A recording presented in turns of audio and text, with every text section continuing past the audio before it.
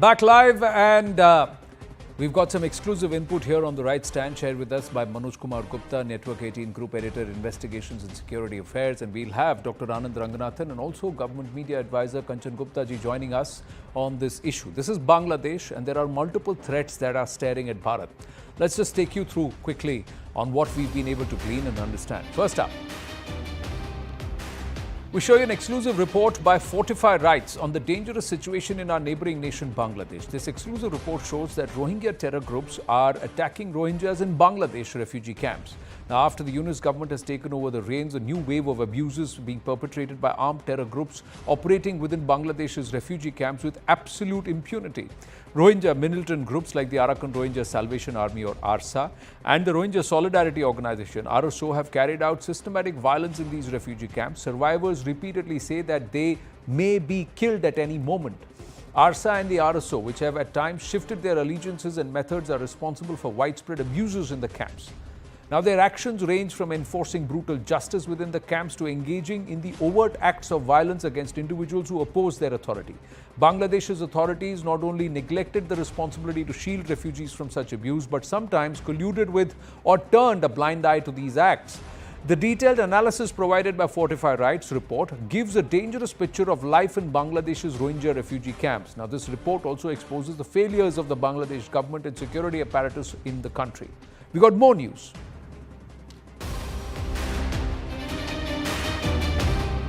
Now, Indian intelligence agencies have raised alarm over the situation in Bangladesh. Attacks on Rohingya refugees in Bangladesh refugee camps cause of concern for Bharat, they say. Now, this will also impact Bharat's security and socio-economic and diplomatic interests. Spillover of extremism and militancy is one major problem for Bharat due to the crisis in Bangladesh with Rohingya. Unaddressed violence and abuses within Bangladesh's overcrowded camps have enabled armed Rohingya militant groups to operate with near impunity. And this environment can lead to increased radicalization, provide safe havens for extremist elements, and also push a further proliferation, illegal entry of Rohingyas into Bharat, fleeing from these camps. Now, given Bharat's porous border with Bangladesh, particularly in sensitive regions like West Bengal and Assam, this can lead to major infiltration. Also, there's a risk that such militant networks may attempt to infiltrate Bharatiya territory or inspire cross-border attacks. Crisis would create internal security challenges in Bharat, especially in the border states and conflict-prone areas like Jammu and Kashmir or even Manipur. More news.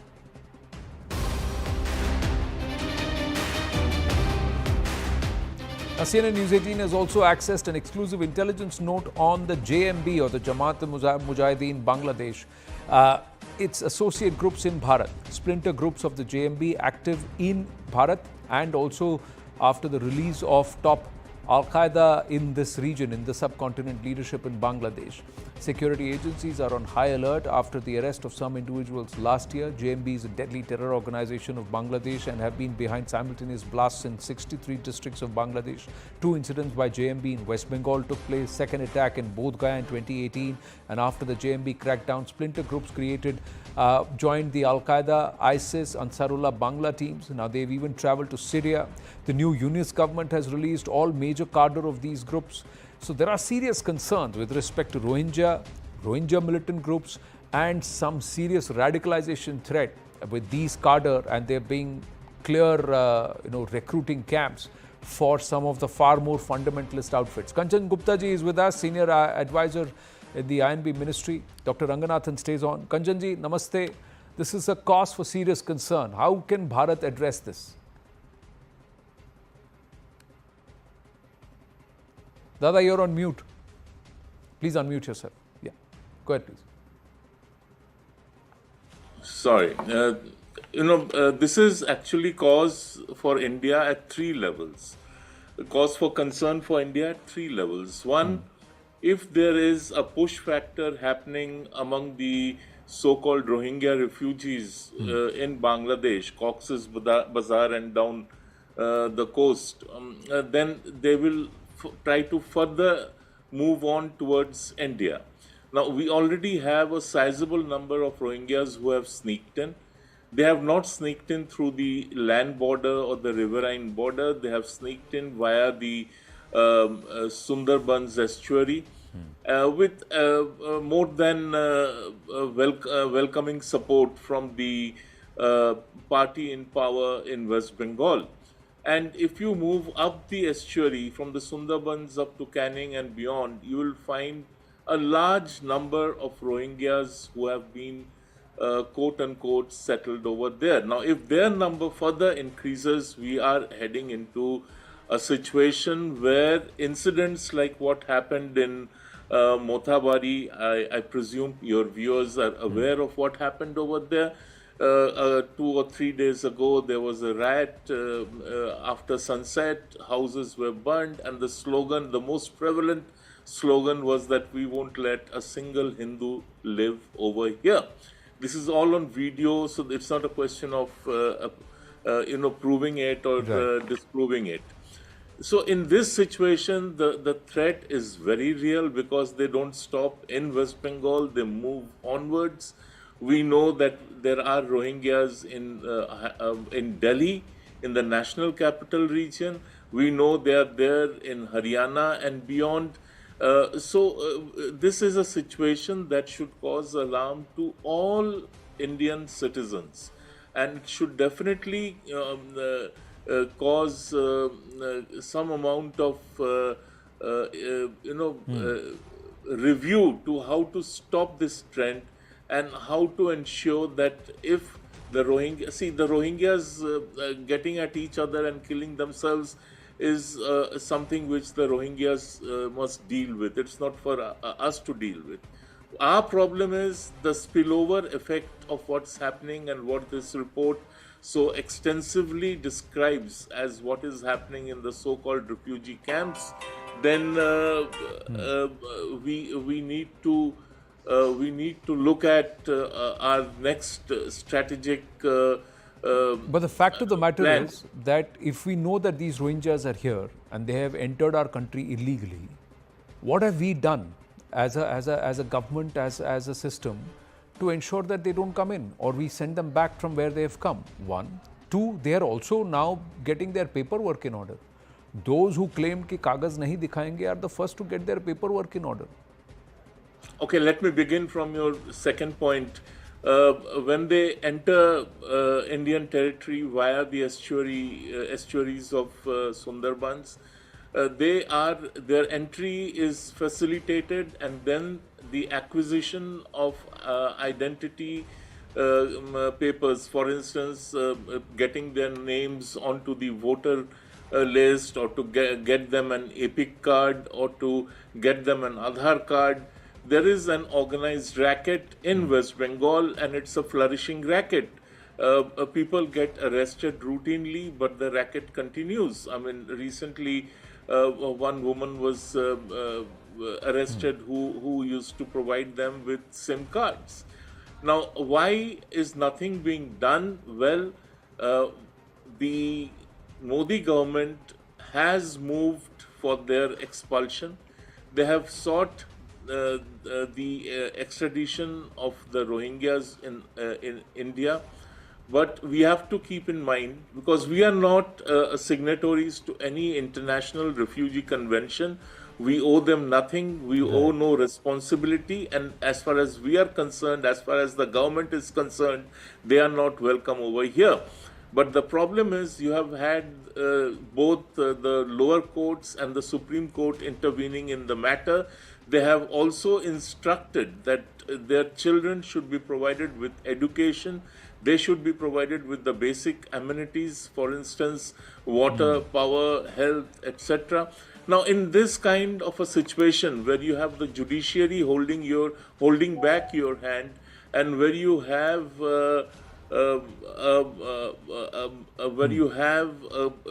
an administrative system that is weakened, for instance, in West Bengal, by the political bureaucracy of the state, which facilitates illegal entry of Bangladeshis and Rohingyas. So it's not an easy game to play. No, but in this case, the courts have said that till the time they are in Bharat, if they have, you deport them. Till the time you deport them, you have to give them dignity in life. You have to give them the basic. I would suggest you also look at. I think it was the Meghalaya High Court or the Mizoram High Court. One of the two high courts, they had given a verdict that they cannot be removed from Indian soil. And the Supreme Court order is not something which says that you can deport them. The Supreme Court has stayed the deportation till such time a view is formed and an order is passed in the case. Yeah, because in this case, one that is in there, but the government also has taken some steps. But are they good? Are they enough? And what's happening there is going to only further push more illegal immigration or infiltration into our country. Yes, that's what I said, that if there is a push factor happening there, there will be more people landing here. And contrary to popular opinion, the state government of West Bengal actually promotes this view that they come across the land border or the riverine border. They do not. They come through the Sundarbans route. And not only will they have sort of an excuse that we need to find a safe refuge from our tormentors, but you will also have the perpetrators trying to come in, and it will be a big mess over here. True. A lot of radicals will come in and infiltrate as refugees into our country, and that's a serious security threat. We've seen some of these unfold, Dr. Ranganathan, even in Europe. Where from Syria, a lot of the ISIS cadre have now moved into the rest of Europe, and they are facing the ramifications or the repercussions of the same currently, even as we speak. Yes, Dr. Ranganathan. No, I think Kanchan explained the whole issue very, very well. And he's also said what, I can only emphasize when he talks about West Bengal, Anand, the gates were always open in this country from the inside. And as Elon Musk was worrying before the American elections, that, a plan is in place by the Democrats, whereby they would never ever lose the swing states, because they would get in so many of these immigrants that they would always vote Democrat. So once the demography of a state changes, when you bring in these illegal immigrants, it's game over. And that is what I suppose what Bengal and the politicians out there are thinking of. Be that as it may, I'd also like to just add here, with due respect to Dada, and he's explained it beautifully, that Parliament is supreme. If the Supreme Court has said something that goes against our national and security interests, then the Parliament must act against and in the right interest of the country. Parliament has done that many times, and I don't know why it is, not doing that. As far as the judgment of Supreme Court is concerned, it cannot play victim as far as this is concerned. But if I may take the next, a minute or so, because Yunus is like a London bus, Anand. You wait for a long time and he does nothing, and suddenly he does 2 or 3 calamitous acts. One is obviously, what Dada has talked about. The other, that I must congratulate your content writer and columnist Abhishek Banerjee for bringing this out in the open, that what he's talked to China about. I just going to come to that. Yes, that, we have the Seven Sisters as landlocked and the only gateway is, well, clearly he is acting as a puppet of China. If I may like to spend a minute on, because that is also very important, that's possibly because of illegal immigration, that now takes more importance than just throwing out the illegal immigrants. Because the mainland access, as we know, to Northeast is constrained by the so-called Chickle Neck or, Silguri Pass. And 95% of all our trade with the Northeast goes through Chickle Neck. Now, India actually had planned 2 economic corridors. The Bhutan, Bodoland, Bay of Bengal or B3 corridor, and the Hilli Mahendraganj Transnational Economic Corridor or the HMT corridor.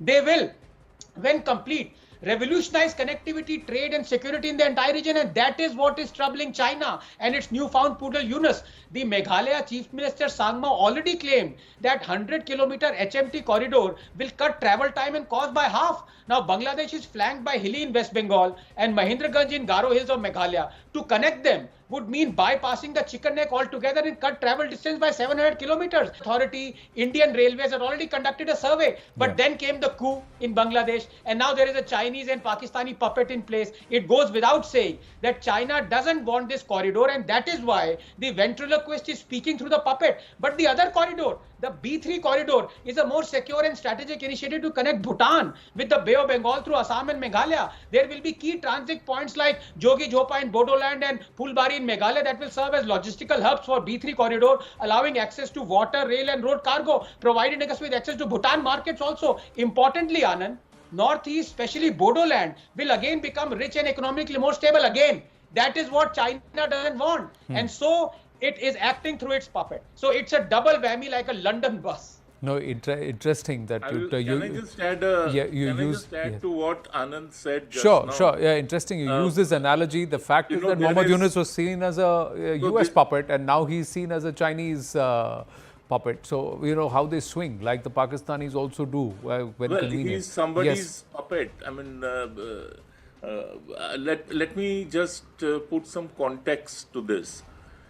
Mohammad Yunus is trying to resuscitate the old claim of a certain section of East Pakistanis that the entire northeast of India actually is theirs, should be theirs, and is a natural Lebensraum, which is living space for Bangladeshis. As Bangladesh's population grows, they must be absorbed in India's northeast. And this was a theory that was promoted and that was propagated by a person called Maulana Bhassani.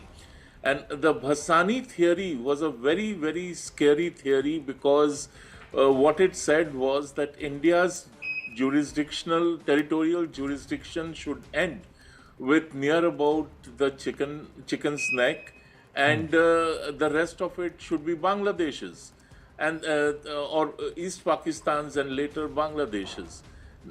By doing this, he's trying to also resuscitate the pre-1971 elements or the mindset of a very powerful section of people in Bangladesh to sort of reclaim India's northeast, if not physically, if not territorially, at least in terms of Bangladesh's strategic depth and strategic interest.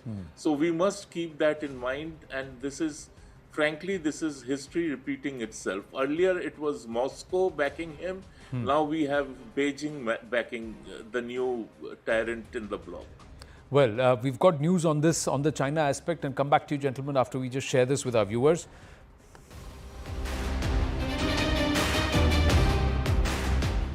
Now, Bharat has strongly objected to Bangladesh interim leader Mohammad Yunus calling the northeastern landlocked region and said it was a push for Chinese expansionism. According to top government sources, Yunus is trying to portray Bangladesh as a quote-unquote guardian of India's axis. Now, they said Bharat rejects his territorial claims, which are factually incorrect. The sources have told CNN News 18 that Bharat demands a retraction from the Bangladeshi leader, as it was a statement delivered on the directions of China to create tension in the northeastern states of our country. Yunus, while inviting China to Bangladesh, sparked the controversy when he said 7 states of India in the east is a landlocked country, landlocked region of India. They have no way to open up to the ocean. Bangladesh is the only guardian of the ocean. This opens a huge possibility, can be a huge extension for the Chinese economy. Build things, produce things, market things. Listen in. 7 states of India, eastern part of India, called 7 Sisters. They are landlocked country, landlocked region of India. They have no way to reach out to the ocean. We are the only guardian of the ocean for all this region. So this opens up a huge possibility. So this could be an extension of the Chinese economy. Build things, produce things, market things, bring things to China, bring it out to the whole rest of the world. Now back to Dr. Ranganathan and Kanchan Gupta ji. Now, so this is what Yunus's perspective is. He's trying to prop up Bangladesh, but with a very lopsided point of view. Now, he's moving towards the Chinese, despite knowing that the Chinese will not just suck Bangladesh out dry, but they leave it bankrupt. Is he not aware of the debt trap diplomacy? He's somebody who set up Grameen Bank using American dollars and the support of the Clinton Foundation, etc., as is documented. Dr. Ranganathan, how are we going to counter this? What are we doing?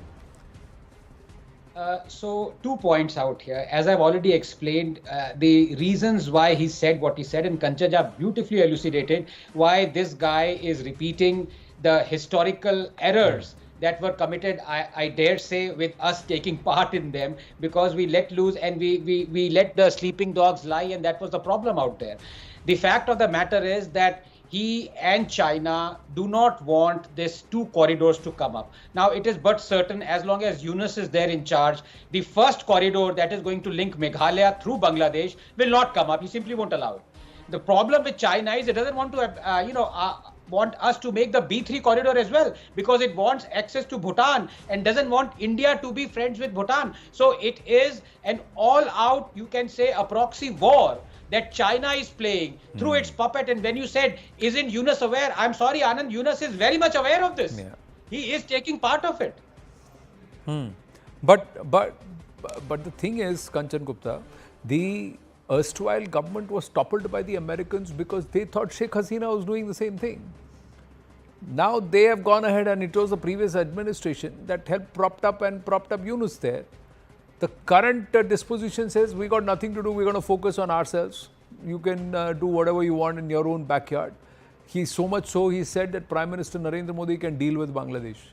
He can deal with that, it's in his backyard. That's the level to which Donald Trump has led it on Prime Minister Narendra Modi. What are we as Bharat going to do?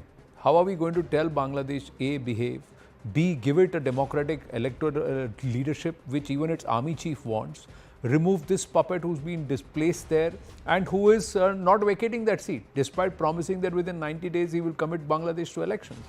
So there are multiple things that are happening in Bangladesh which are against what was the actual design of the overthrow of Sheikh Hasina. Well, there are three parts to it. One, the reason why they toppled Sheikh Hasina's elected Awami League government. The reason primarily was because she would not kowtow to either Europe or to America, more so America. She was a very strong-willed person, she was a very independent-minded person, and she chose a path of friendship with India about which she never felt apologetic or never felt the need to sort of keep it under covers.